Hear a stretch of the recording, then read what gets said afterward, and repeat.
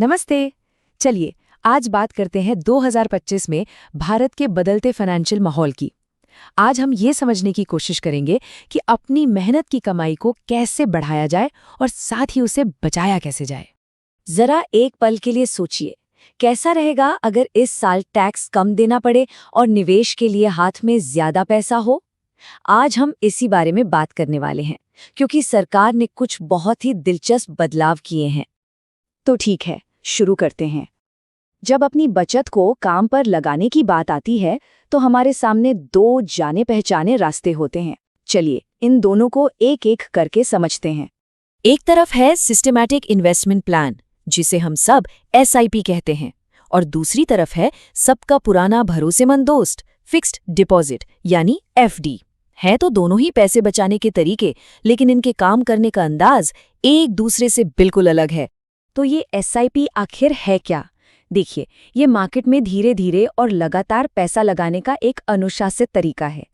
मतलब हर महीने एक फिक्स्ड अमाउंट म्यूचुअल फंड में जाता रहता है। इससे मार्केट के उतार चढ़ाव का रिस्क थोड़ा कम हो जाता है और लंबे समय में एक अच्छा फंड तैयार हो सकता है।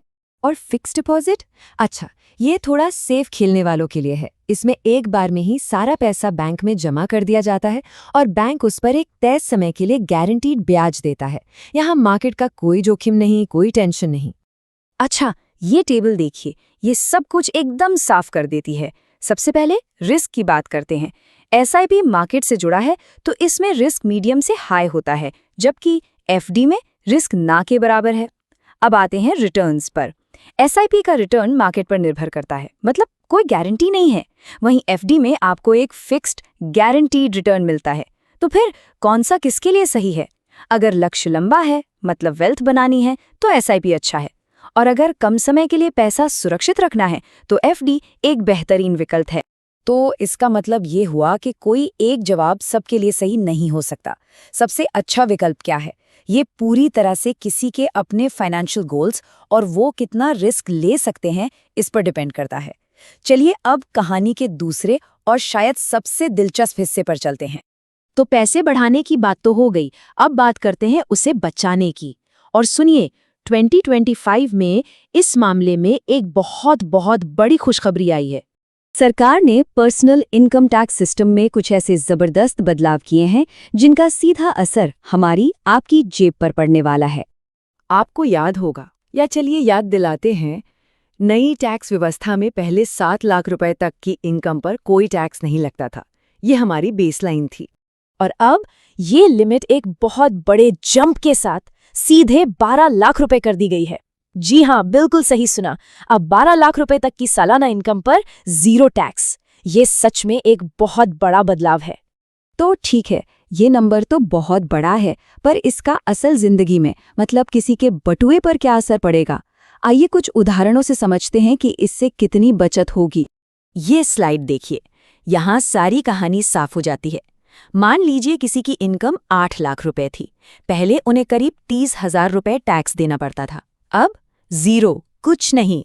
जिनकी इनकम 12 लाख थी वो 80,000 रुपए टैक्स देते थे और अब उन्हें भी एक भी रुपया नहीं देना। और तो और 15 लाख की इनकम पर भी टैक्स 1,40,000 से घटकर 1,05,000 हो गया है। मतलब सीधे सीधे 35,000 की बचत। जरा इस बात को समझिए, जो व्यक्ति 12 लाख रुपए कमा रहा है उसके लिए इसका मतलब है हर साल 80,000 रुपए की सीधी बचत। ये पैसा टैक्स में नहीं जाएगा बल्कि सीधे जेब में जाएगा। और ये सिर्फ कुछ लोगों की बात नहीं है। कुल मिलाकर देखें तो इन बदलावों से टैक्स पेयर्स के हाथ में लगभग 1 लाख करोड़ रुपए ज्यादा आने वाले हैं। ये पूरी इकोनॉमी के लिए भी एक बहुत बड़ा बूस्ट है। तो अब हमारे पास कहानी के 2 हिस्से हैं। एक तरफ निवेश के तरीके और दूसरी तरफ टैक्स में जबरदस्त बचत। अब वक्त है इन दोनों को जोड़ने का। तो अब सबसे बड़ा सवाल यही उठता है कि टैक्स से बचे इस एक्स्ट्रा पैसे का सबसे अच्छा इस्तेमाल क्या हो सकता है? क्या इसे बस यूं ही खर्च कर दिया जाए या फिर इससे भविष्य को और मजबूत बनाया जाए? देखिए, इसका रास्ता बड़ा सीधा है। पहला कदम, नए रूल्स का फायदा उठाकर कम टैक्स चुकाना। दूसरा कदम, इससे हाथ में आने वाली सैलरी बढ़ जाती है। और तीसरा जो सबसे जरूरी है, इस अतिरिक्त पैसे को अपने भविष्य के लिए इन्वेस्ट करना। तो चलिए अब इन सब बातों को एक साथ रख के देखते हैं कि एक पर्सनल फाइनेंशियल प्लान कैसे बनाया जा सकता है। एक स्मार्ट स्ट्रैटेजी वो हो सकती है जिसमें दोनों का बैलेंस हो। अगर लंबे समय के गोल्स हैं, मतलब 5 साल या उससे ज्यादा, जैसे रिटायरमेंट या बच्चों की पढ़ाई, तो एसआईपी में ज्यादा ग्रोथ की उम्मीद होती है। वहीं अगर छोटी मोटी ज़रूरतें हैं, जैसे साल भर में कार खरीदनी है या इमरजेंसी के लिए पैसा रखना है, तो एफडी की सेफ्टी और गारंटीड रिटर्न बेहतर हैं। असल में ज्यादातर लोगों के लिए दोनों का मिक्स ही सबसे स्मार्ट अप्रोच है। और ये जो लाइन है ना, ये पूरी बात का निचोड़ है। कोई भी इन्वेस्टमेंट अपने आप में अच्छा या बुरा नहीं होता। असली सवाल ये है कि वो किसी के अपने गोल्स के लिए कितना फिट बैठता है। तो 2025 ने एक शानदार मौका दिया है, टैक्स बचाने का भी और उस बचत को बढ़ाने का भी। अब ये हर किसी पर है कि वो इस मौके का फायदा कैसे उठाते हैं। नए नियम सामने हैं, नए अवसर भी। सवाल ये है कि कोई अपनी फाइनेंशियल कहानी को अब कैसे